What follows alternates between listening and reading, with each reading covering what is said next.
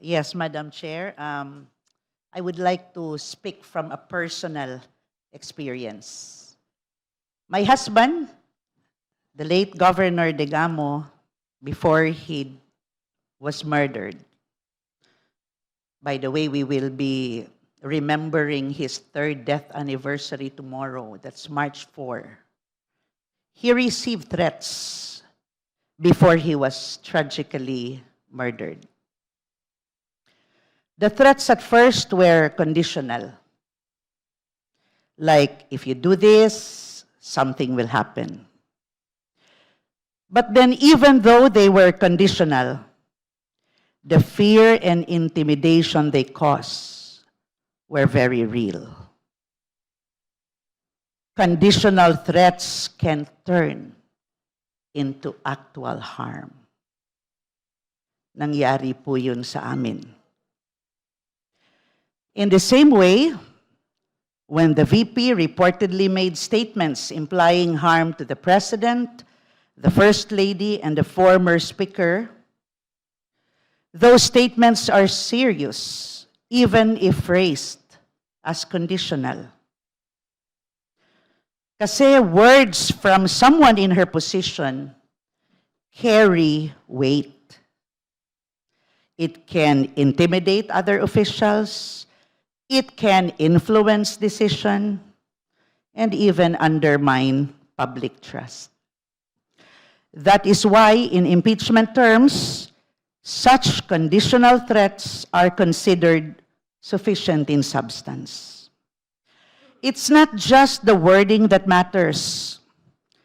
It's the effect and potential for harm, especially when the speaker holds high office. Just as in my family's experience, conditional threats really must be taken seriously. Gusto ko lang pong idagdag. The legal connection there talks about a threat does not have to be absolute or immediate to be serious. What matters is its potential impact, especially if the speaker holds power. Conditional threats can intimidate or coerce. Even a statement that starts with "if" can pressure officials or institutions to act a certain way. And high office makes it more serious. Maybe words from ordinary people may be limited in effect, but threats from a person who is holding a national leadership post carry far-reaching consequences. Kaya nga po, public office demands higher standards of behavior. Yun yung nire-require sa atin. Dahil if wrongly handled, and I must admit, my husband must have wrongly handled the situation back then that resulted now to his third-year anniversary, still waiting for justice to be served. Yan lang po, Madam Chair. Thank you. Thank you, Honorable Degamo. Next in line is Madam Endorser. Can we finish first the manifestations of the justice members before we go back to you? Yes, Madam Chair. The Honorable Chua. Thank you, Madam Chair. Madam Chair, let me borrow the words of the late Justice Cruz, Justice Isagani Cruz, when he defined impeachment as a method of national inquest into the conduct of public men. Ang ibig sabihin po nito, ang tinitignan po dito ay yung mga taong nasa taas ng lipunan kung paano nila maglabas ng behavior sa publiko. Ang hinuhusgahan po dito sa impeachment ay yung kanila pong conduct.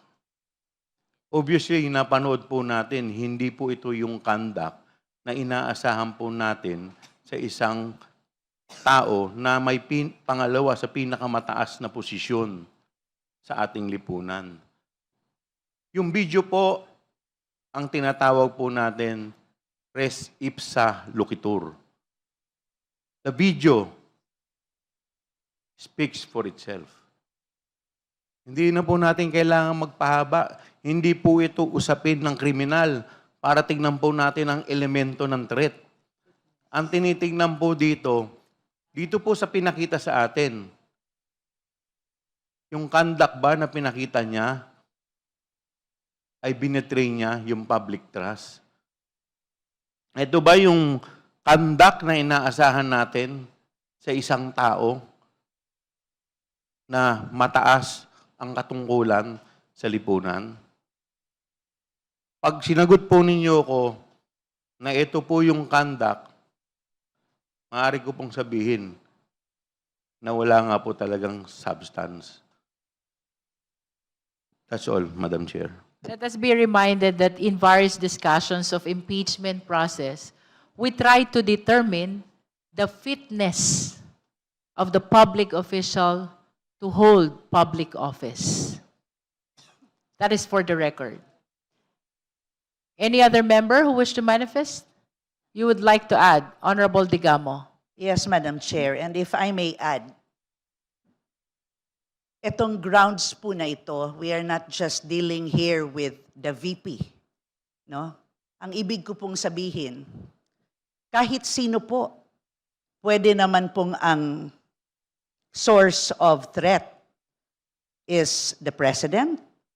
Source of threat could be the Speaker, directed to the VP, the President, directed to the VP. It could be directed to any other public official.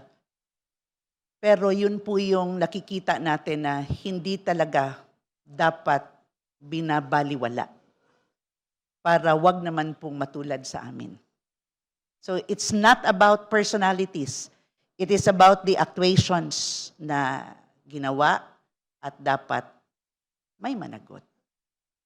Thank you po. Thank you. Next is the Honorable Vice Chair Dumogan. Thank you, Madam Chair. I don't like to repeat what had already been said, but looking at the allegations in ground number 4, including the video that we had just watched, at this stage of determining sufficiency in form, it has already complied.